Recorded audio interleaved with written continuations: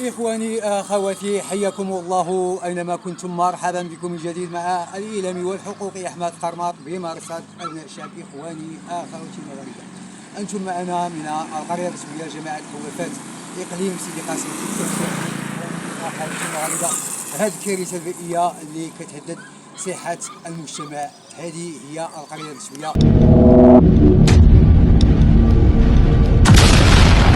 من القرية الرسمية جماعة الحوافات إقليم سيدي قاسم. كارثة بيئية تهدد صحة المجتمع أمام صمت المسؤولين عن حماية البيئة بإقليم سيدي قاسم.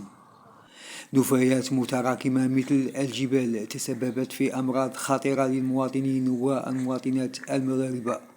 من ضمن هذه الأمراض أمراض العينين والاحتكاك الجلدي والجهاز التنفسي.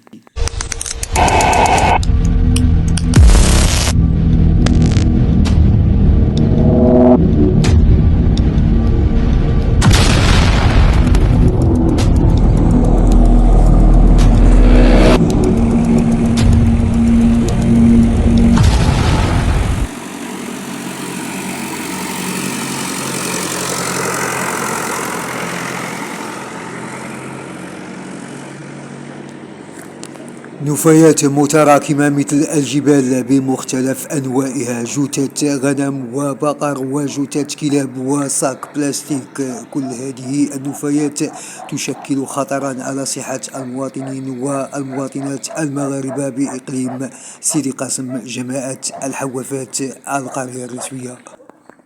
في ظل غياب السلطة المحلية أصبح المواطن المغربي بإقليم سيدي قاسم وكأنه يعيش حياة الغابة. ما هو دور المجلس الجماعي وما هو دور المسؤولين عن حماية البيئة بإقليم سيدي قاسم؟